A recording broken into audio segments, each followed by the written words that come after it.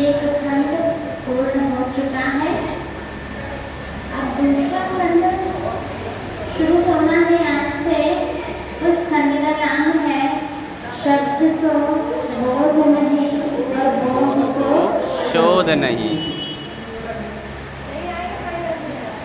मतलब बहुत अच्छा था मछली का संवाद, मछली और माटी।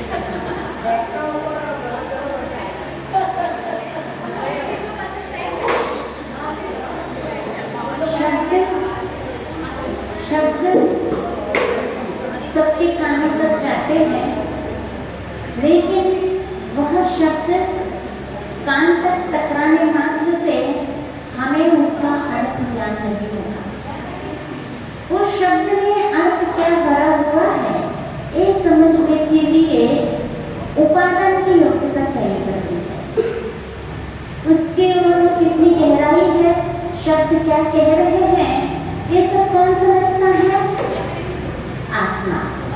क्योंकि आत्मा के पास एक ज्ञान गुण है।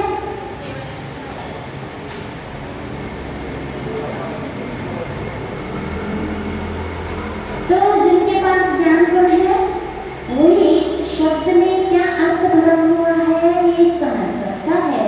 और ज्ञान गुण होने के बाद यदि हमारा ज्ञानोपयोग नहीं है, उस ओर हमारा उपयोग नहीं और समझने का प्रयास नहीं है, तो भी वह शब्द से हमें बोध नहीं होने वाला है।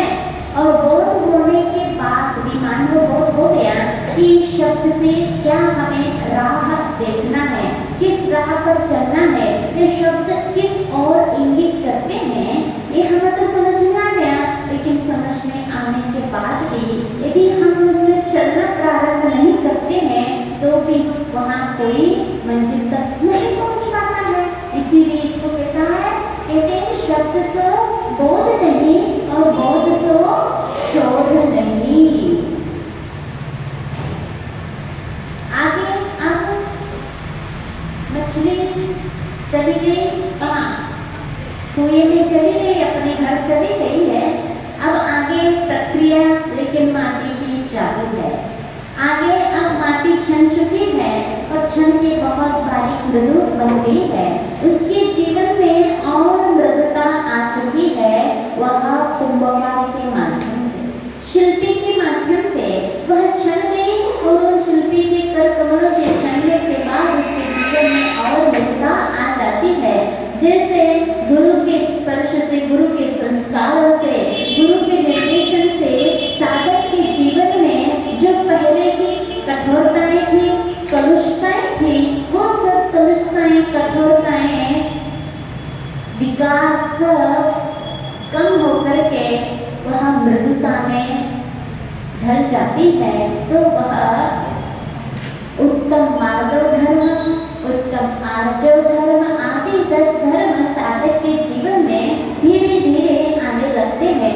ऐसे ही माटी के जीवन में जैसे जैसे ही उसकी साधना आगे बढ़ती जा रही है और कुंभकार उसको संस्कार करता जा रहा है, तो वह माटी में अपने जीवन में साधना के सांचे में ढाल करके अपने आप में साधक का रूप दे और साधक का रूप देने के बाद उसके जीवन में उत्तम मार्ग धर्म तो आ चुका है। इसीलिए वह क्षण करके बिल्कुल मृदु बन चुकी है। अब आगे देखिए और क्या प्रक्रिया होती है। लो अब शिल्पी कुमकुम समृद्ध माटी में मात्रा को लाता है, क्षणा निर्मल जल नूतन प्राण फूंक रहा है माटी के जीवन में, करुणामय कण कण में। क्या जो क्षण गई कैसी है वो माटी? कुमकुम जैसे। कुमकुम समझते हो क्या होता है? लगाते हो कभी? कोई नहीं लगाता है, आजकल लिक्विड वाला लगाते हैं। हाँ, सूखा वाला जो होता है कुमकुम तो बहुत महीन रहता है, बहुत बारीक रहता है। खरीद के देख लेना कि कितना बारीक रहता है। रखा है तो सबके पास नहीं होता, तो लिक्विड वाला लगाते या फिर वो बिंदी लगाते, वो चिपकने वाली। हाँ, तो कुमकुम कोई नहीं लगाता है तो बारीकी देखना है तो कुमकुम के अंदर देखना कितनी मृदु महीन वह कुमकुम रहती है। ना आगे ना सुना होगा कुमकुम की बात। अब वो कितनी महीन रहती है कि उससे और बारीक कोई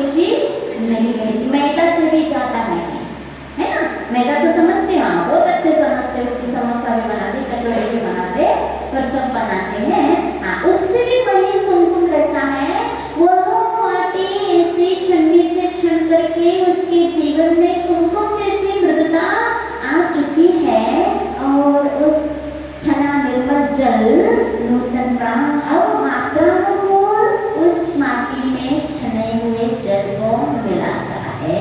जितना अनुपात के अनुसार, हर चीज अनुपात के अनुसार ही हो तो वह आगे हमें कार्य की सिद्धि हो जाती है। जहाँ अनुपात कम होता है या अनुपात ज्यादा हो जाता है किसी भी क्षेत्र में तो वहाँ बिगड़ जाता है, काम नहीं बनता है। चाहे अनुशासन हो, चाहे कोई भी चीज हो, हमारा कितना अनुपात होना चाहिए। बोलने का भी अनुपात होना चाहिए, क्रियाओं का भी अनुपात होना चाहिए, हर चीज व्यवहार में भी अनुपात होना चाहिए। तो ये अनुपात हर जगह रहता है तो हमारा काम आसानी से बन जाता है। और अनुपात से ज्यादा कहीं अतिरिक्त हो जाता है तो निश्चित रूप से काम बिगड़ जाता है। और कम होता है तो भी वहाँ व्यवहार चलने वाला नहीं है, इसीलिए हर जगह अनुपात। ऐसे ही माटी में भी जितना अनुपात चाहिए था, न ज्यादा पानी न कम, उसके अनुरूप ही यहाँ नूतन प्राण फूट रहा है माटी के जीवन में, करुणामय कंकड़ में। अलगाव से लगाव की ओर एकीकरण का आविर्भाव और ढूंढ रही है माटी। अब अलगाव, पहले माटी कैसी थी? है ना? तो अब माटी में पानी डालने के बाद वह माटी कैसी बन जाती है? एक हो जाती है। एक मुट्ठी जैसे, मतलब आप लोग आटा भी बोलते हो, आपको पता है जब आटा में पानी डालते हैं तो लोदा बन जाता है। तो ये अलगाव था, बिखरा हुआ जीवन था। इस बिखरे हुए जीवन में यदि हमारी स्निग्धता, प्रेम, वात्सल्य ऐसे अनेक गुण आ जाते हैं तो वहाँ हमारा बिखरा हुआ जीवन एक रूप हो जाता है, वहाँ चिपकाव हो जाता है, एकीकरण हो जाता है। अब बिखराव नहीं है, क्योंकि बिखरा हुआ जीवन किसी काम का नहीं रहता है, वहाँ बिखरा बिखरा ही रहता है। और एकीकरण करना होता है तो हमारे जीवन में सबसे पहले मृदुता। मृदुता जब तक नहीं आती है तब तक हमारी एकीकरण नहीं हो सकता है। इसलिए माटी ने अपने जीवन में सबसे पहले मृदुता लाई। शिल्पी ने भी उसके जीवन में सबसे पहले क्या लाने का प्रयास किया? मृदुता। महान कषाय को धीरे धीरे कम कर करके सॉफ्ट, बिल्कुल इतना मृदुता कर दिया, क्योंकि जब तक अनंतानुबंधी मान, अप्रत्यक्षानावरणी मान और प्रत्यक्षाना अप्रत्यक्षानावरणी दो तो हटना ही चाहिए, तभी हमारे जीवन में कुछ व्रत अंगीकार हो सकते हैं, अनुव्रत आ सकते हैं। और महाव्रत लेना हो तो भी प्रत्यक्षानावरणी मान और चला जाना चाहिए, तब इतनी मृदुता आ जाती, मात्र संचलन मान रह जाता है, तब वहाँ जीवन बिखरा हुआ जीवन बिखरा ही रहता है। और वहाँ और गुण आ जाते हैं शिल्पी की सहायता से, उसकी संस्कारों के कारण साधक के अंदर एकीकरण हो जाता है। ऐसे माटी के अंदर एकीकरण का आविर्भाव उत्पन्न हुआ और केवल रही है माटी।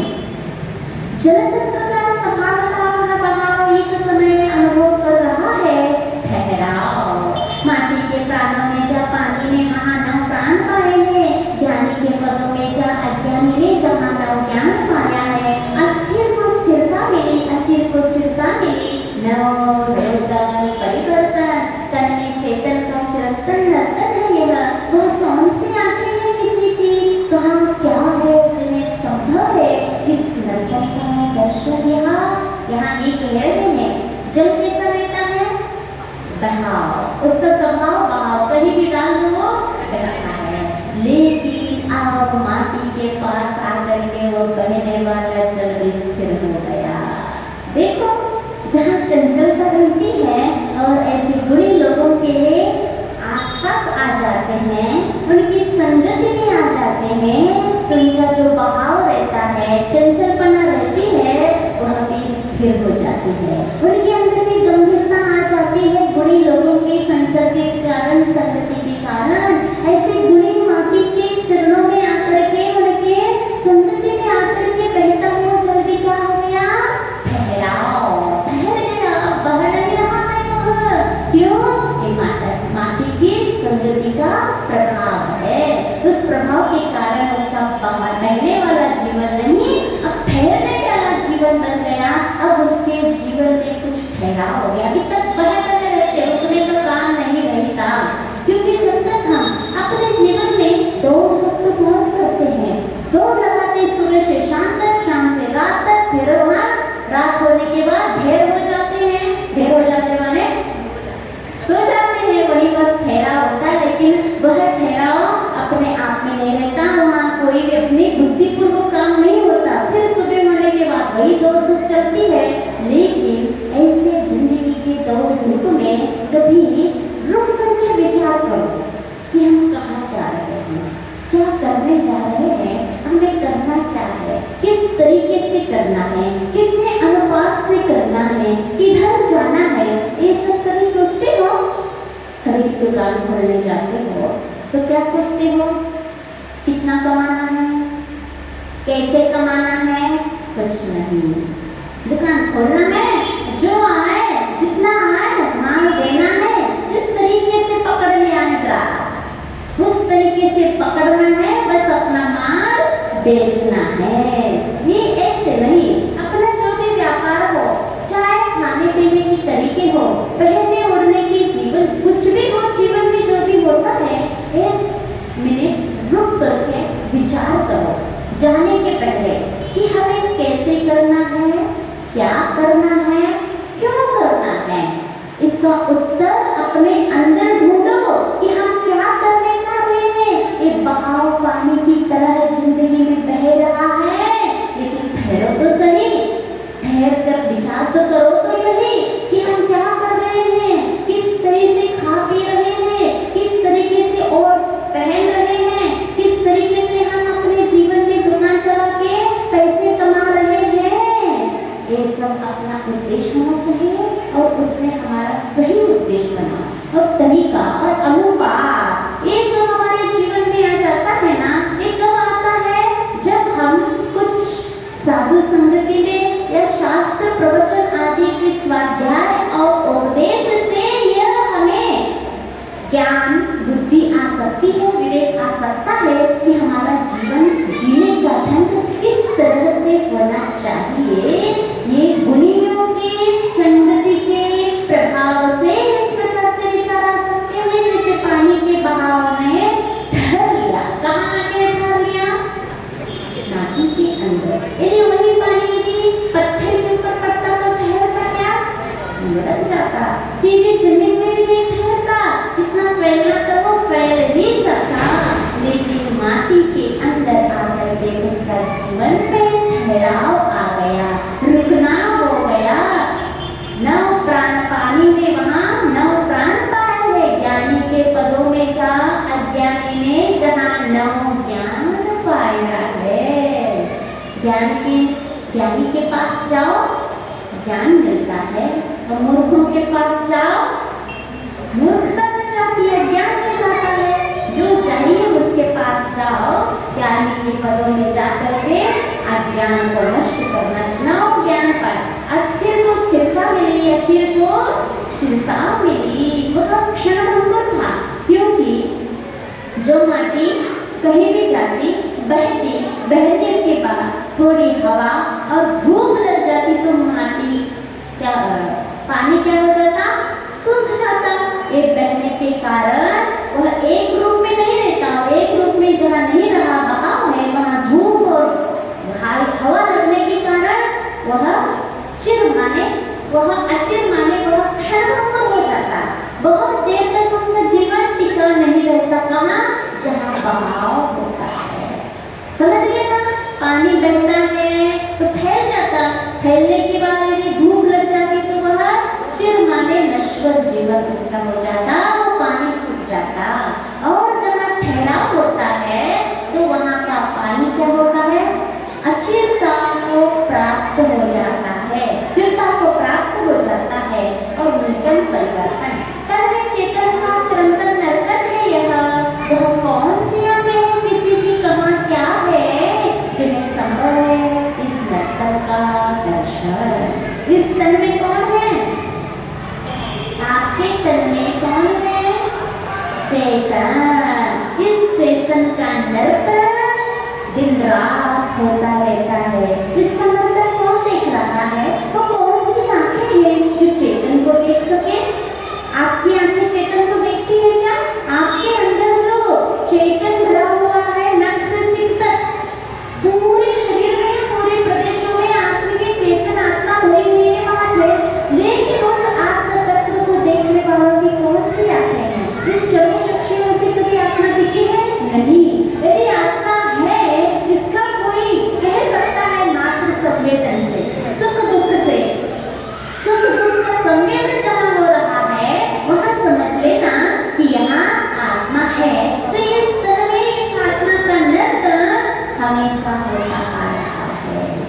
नर्तन होता है सुबह से शाम तक, है ना। वो अलग अलग रूप में नर्तन करता है, कभी क्रोध में, कभी लोभ में, कभी हंसता हुआ। इस प्रकार से जिस प्रकार मंच पर बच्चों को शांत करो, जिस प्रकार मंच पर नर्तन करता है, बहुत अनेक रूप को धारण करके अपना नृत्य दिखाता है, नर्तन करता है। यह चेतन नर्तन करता है। क्यों कर रहा है? क्योंकि तन के संगति में आकर, जब तक तन बना रहेगा संसार अवस्था में, तब तक आत्म तत्व का नर्तन चलता रहेगा। और जिस दिन तन छूट जाता है, कैसे छूटना? यह तन तो छूटता है, लेकिन फिर तुरंत दूसरा तन मिल जाता है, फिर वहां नर्तन चलता रहता है। ये नर्तन, एक तन, दूसरा तन, तीसरा तन पाए जा रहे हैं और नर्तन करते जा रहे हैं। लेकिन तपस्या के द्वारा हमेशा हमेशा के लिए इस जड़ तन का छूटना ही होता है। जो तपस्या के माध्यम से इन कर्मों को नष्ट करके इस तन का छूट जाता है, वह अनंत काल के लिए वहाँ लोग के अग्रभाग पर वहाँ ठहराव होता है, तो वहाँ सिद्ध परमात्मा बन जाते हैं। ये सही ठहराव है। जल तत्व जैसे बहाव हर संसारी प्राणी का हो रहा है कि नहीं हो रहा है?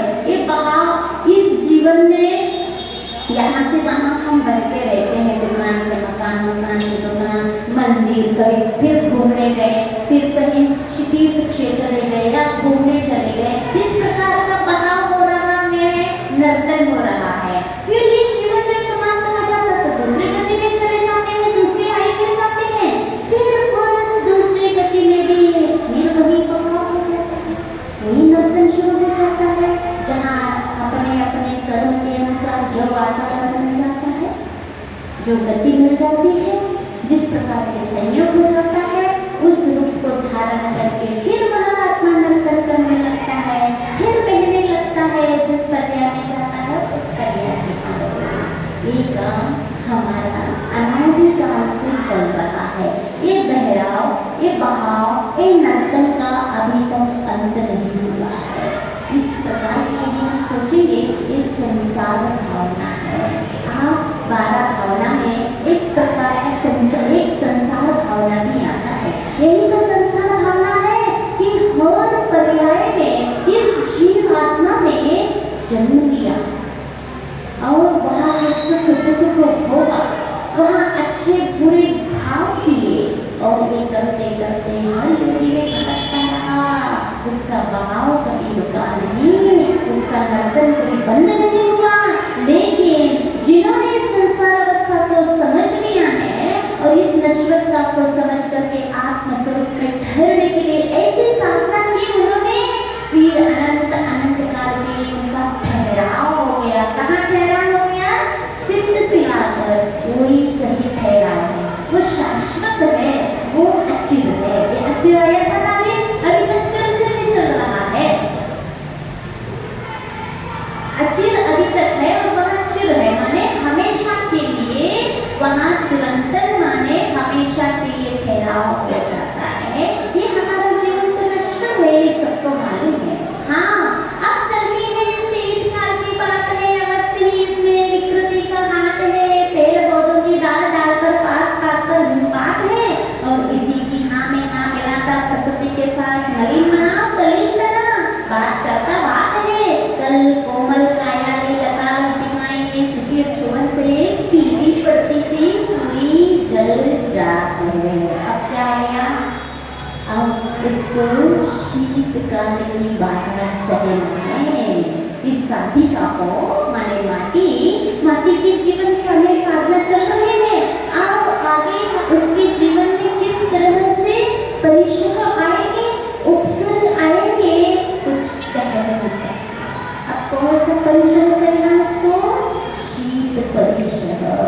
वह शीत परिश्रम कैसे है? शीतकाल की बात, विकृति का हार। विकृति तो है, इतनी ज्यादा शीत पड़ना और साए साए पर हवा चलना, ये प्रकृति की विकृति है कि नहीं है? तो प्रकृति जब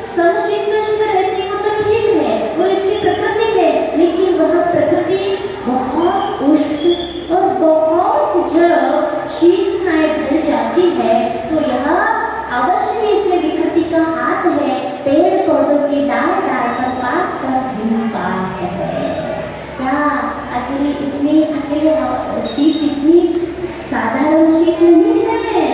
डाल डाल पर पात पात पर हिम की वर्षा हो रही है, कोहरा पड़ रहा है, बर्फ की वर्षा हो रही है। आपके होती बर्फ की वर्षा शीतकाल में? नहीं होती है। कहाँ होती है? कश्मीर वगैरह में जाओ उस टाइम, वहाँ बर्फ की वर्षा होती है। तो ऐसे ही साधक, ऐसे बर्फ की वर्षा जैसे भी शीत जहाँ पड़ रही हो, तो साधक कहाँ साधक करते हैं?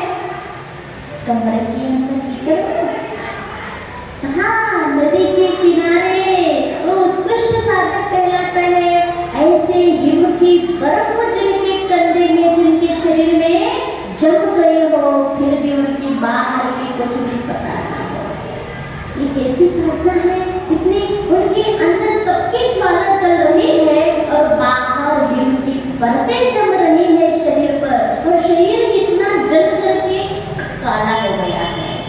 कैसे? देखो, जलना आग से भी होता है और जलना हिम से भी होता है। हिम से भी जब आप शीतकाल में भी व्यक्ति की चमड़ी कैसे हो जाती है? काली पड़ती कि नहीं पड़ती? तो इसीलिए शीत से भी जलना होता है, बर्फ से भी जलना होता है। ये मत धारणा बनाना कि बर्फ से कल बहुत अच्छा ठंडा ठंडा होता है, जलना भी होता है। और अग्नि से तो जलना सबको पता है, लेकिन शीत का जलना, ये भी एक जलना होता है, वो धीरे धीरे जलना होता है। तो ये पेड़ पौधों पर डाल डाल कर हिम की बात है, और इसी की हाँ में हाँ मिलाता प्रकृति के साथ मलिन मना कलील तना। कौन है वह? वात बात करता है, वात जो, हाँ, वात माने हवा। उस समय इतनी ठंड पड़ रही है कि सब कपकपी छूट रही है, और उसी में ये हवा चले तो फिर उसमें और शीत में और ज्यादा शीत हो जाती है। उस शीत का साथ कौन दे रहा है? हाँ में हाँ कौन मिला रहा है? वात माने हवा। हवा और इतनी चल रही है कि कल वो कैसी हवा? मलिन मना कलील तना। कलील तना माने घना, कलील तना माने घना, माने घना तना। तन माने होता है शरीर। उस बात का शरीर कैसा है? घना, मतलब बहुत मोटी हवा साए साए पर चल रही है। मलिन मना है, बात करता है। कल कोमल कायली लता लतिकाएं शिशिर चूर से पीली पड़ती सी पूरी जल जाती है। ये कैसी है? शिशिर पूरे जो भी लताएं हैं, पत्ते हैं, पेड़ पौधे हैं, जल कर पूरी पीली पड़ गई, फिर जल रही है। इतनी शीत वहाँ शीत आ चुका है। कंपन के परिचय से परिचित सबके गान है, पर अनुकंपा से भरा गुरु किसका है? कौन है वहाँ? उसकी कृपा कब होती है? वसुधा पर बड़ी सी अनुकंपा की बरसात है। क्या? कंपन से परिचित, मतलब कभी सबको छूट रही है, लेकिन वहाँ प्रकृति में कोई दया नहीं कर रहा है। कौन कर सकता है दया? और किसका मतलब किसका है वो दया से भरा हुआ हो? किसी की कंपन छूट रही हो, बाहर कोई कांप रहा हो, और कोई उसके ऊपर एहसान कर दे, कोई दया कर दे, कंबल उड़ा दे, कुछ ऐसे वस्त्र दे दे कि कुछ उसको उस कपकपी से राहत मिल जाए। ऐसी दया किसका है? कौन है वहाँ?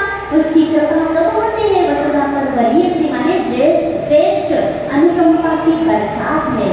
गीत काल में कब थे दीक्षित भी, शिक्षित कब थे प्रशिक्षित भी, फिर भी अभ्यासी सब नर्तन करते, सबके दांत है। दिल में सिकुड़न वो आई है प्रभाकर की, प्रखर का भी डरती बिखरती सी लगती है, और ऊपर को होकर भी नभ में प्रभाकर नतमात है। क्या अच्छा बता रहे हैं कि गीत काल में कब थे दीक्षित भी, शिक्षित भी, प्रशिक्षित भी। कौन? दांत के लिए जब बहुत ठंडी पड़ जाती है तो क्या होता है? दांत कैसे हो जाते हैं? टिक करते कि नहीं? मतलब दांत नर्तन करते हैं। इन दांतों ने ये नर्तन कब सीखा था? कोई शिक्षित किया था दांतों को कि ऐसे नाचना तुम जब ठंड आएगी तो? प्रशिक्षित किया था? दीक्षित किया था, शिक्षित किया था, नहीं उसको कोई बताने की जरूरत नहीं है। वहाँ का वातावरण ऐसा हो जाता है, उस समय का शीत नीति पड़ जाती है। बिना शिक्षा के भी, बिना दीक्षा के भी, बिना प्रशिक्षा के भी वह नर्तन कर रहे हैं और नर्तन करते हैं सबके सबके का। दिन में सिमरन हुआ ये प्रभाकर की कथा और ऊपर क्या हो रहा है, नीचे तो सब मनुष्यों के दांत नर्तन कर रहे हैं और ऊपर प्रभाकर सिकुड़ रहा है और डर रहा है। प्रभाकर डरते उसको डर सा लग रहा है। किससे डर लग रहा है? सूरज को। किससे डर लग रहा है? ठंड से। तो ठंड से वो भी डर रहा है। जब ठंड में सूरज निकलता है तब कैसा दिखता है? थोड़ा थोड़ा सा, इतना प्रखरता उसके अंदर नहीं रहती है, बहुत कम कम ताप रहता है उसके अंदर। मतलब वो डर रहा है, ऐसा लगता है डरते डरते आ रहा है, उड़ रहा है। किससे डर रहा है? ठंड से डर रहा है। और ऊपर होकर भी नभ में प्रभाकर नख मात है। कहाँ रहता है प्रभाकर? सूर्य ऊपर रहता, ऊपर रहते हुए भी वह नख मात है ठंड के सामने। ठंड के सामने झुका हुआ है, नतमात है, ऊपर रह रहा है फिर भी झुका हुआ है। इतनी ठंड की अतिरेकता है। जहाँ कहीं भी देखा महीने महिमा हिमकी मलकी। और आज घड़ी निर्गुण घड़ी शनि की खड़ी सी भय बरसी अलती चली दुगनी हो आई रात। रात कैसी है? जहाँ कहीं भी देखा मही में महिमा किसकी है? मही में माने धरती में महिमा किसकी है? हिम की, बर्फ की, ओस की और जे पूरे सफेद सफेद महिमा किसकी है? हिम की महिमा है इस मही पर। और घनी घनी अलिगुण घनी शनि की खनी से और रात। उस समय रात कितनी लंबी चौड़ी होती है? ठंड में होती कि नहीं होती? वो भी कैसी? बहुत घनी। अलिगुण माने भौरा। भौरा कैसे होते हैं? काले। इतनी काली रात और शनि की खनी। शनि भी कैसा होता है? काला होता है। कभी गए हो पूछने तो कैसे पता काला होता है? टीवी में देखते हो, पूछते तो नहीं हो। तो ये शनि ऐसी व्यवहार में है लौकिकता में कि शनि कैसा होता है? काला। शनि और ये और राहु केतु भी काले होते हैं। उसको जब चंद्र और सूर्य को दृष्ट लेते हैं उनके भी विमान कैसे होते हैं? काले होते हैं। तो शनि के भी होते होगा काले। तो ये शनि की खनी क्या है? किसलिए उपमा दे रहे हैं? किसके लिए? रात के लिए। जो ठंड के समय जो रात होती है वह रात इतनी घनी होती है, इतनी लंबी चौड़ी रात होती है और काली होती है शनि की खनी गड्ढा जैसे। भय बरसी अब की जनी दुगनी होगी रात। एक तो ठंड पड़ रही है और ठंड में वो भी रात। यदि दिन होता लंबा और रात छोटी होती फिर भी थोड़ा सा ठंड अच्छे से निकल जाता। लेकिन ठंड में दिन क्यों? क्योंकि दिन में प्रभाकर उठता है और प्रभाकर आता और जल्दी चला जाता है। वो भी लगता है ठंड से डरता है और डर के जल्दी से डूब जाता है। अब ठंड से तुम ही लोग सहो और हम तो चले। ठंड के मारे हमें ठंड यहाँ सहन नहीं हो रही है। अब ये सब ठंड को सहना किसको पड़ता है? इस धरती पे हर प्राणी को ये ठंड रात में काटना पड़ता है। ठिठुरते हुए दांत को कट कट करते हुए कहीं सिकुड़ करके मनुष्य सोता रहता है और वह रात ठिकाना बहुत कठिन हो जाता है और ऐसा लगता है कि रात और दुगनी होती जा रही है क्योंकि ठंड में बहुत कम नींद आती है। आप लोग की बात खुद कर रहे हैं। जो हीटर में सोने वाले 2-4 कंबल ओढ़ के सोने वालों की बात नहीं कर रहे हैं। जो नग्न मुद्रा में मुनिराज ऐसे कड़कड़ाहट ठंड में जब सोते होंगे, सोचो कि नींद आती होगी, कैसी आती होगी। कई महाराज तो बैठे बैठे निकालते हैं। आचार्य जी कहते हैं ठंड तो सिर्फ 2 मुट्ठी भर है। चलते हैं ना, सिर्फ जब बिहार होता है ठंड के समय में तो हाथ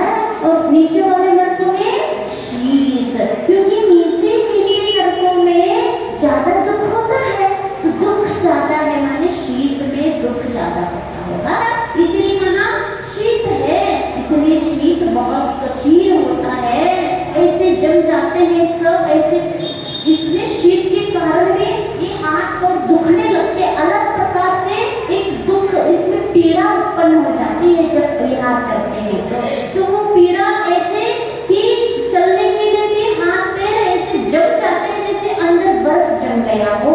और कभी कभी इतना कोहरा पड़ जाता है और रोड पे चलना भी बहुत मुश्किल हो जाता है। एक तो ठंड पड़ रही है, हाथ पांव चल नहीं रहे हैं और सामने कुछ दिख नहीं रहा है कोहरा के कारण। उस समय ये भी लगता है सामने से कोई गाड़ी आ जाए तो न दिखे, इतना कोहरा भी पड़ती है। तो ये शीतकाल की आखिर अखर अब दुगनी हो आएगा, आखिर अखर रहा है यह शिशिर सबको पर क्या एक विशेष बात है कि शिल्पी की वह सहज रूप से कटती सी रात है, एक पतली सी सूती चादर उसके अंग पर है और वह पर्याप्त है, उसे शीत का विकल्प समाप्त है। क्या कह रहे हैं?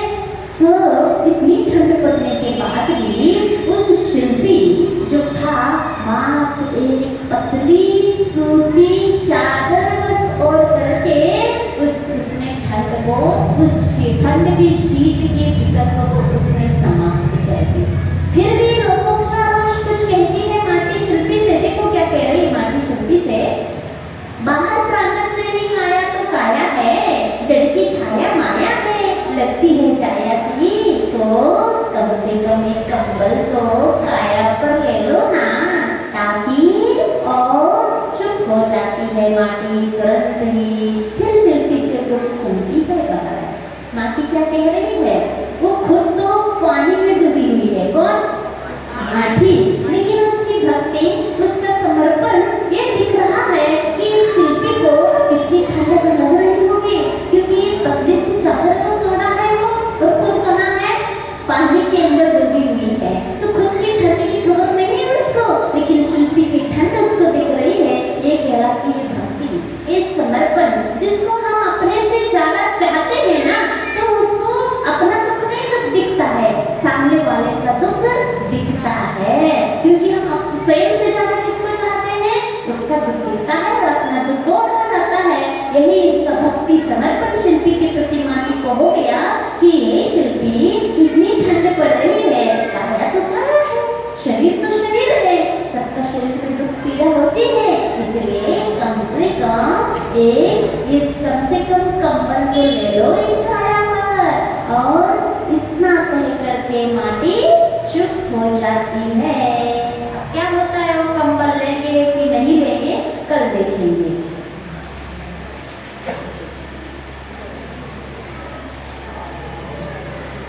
आचार्य श्री विद्यासागर महाराज की जय। श्यामती माता जी की जय।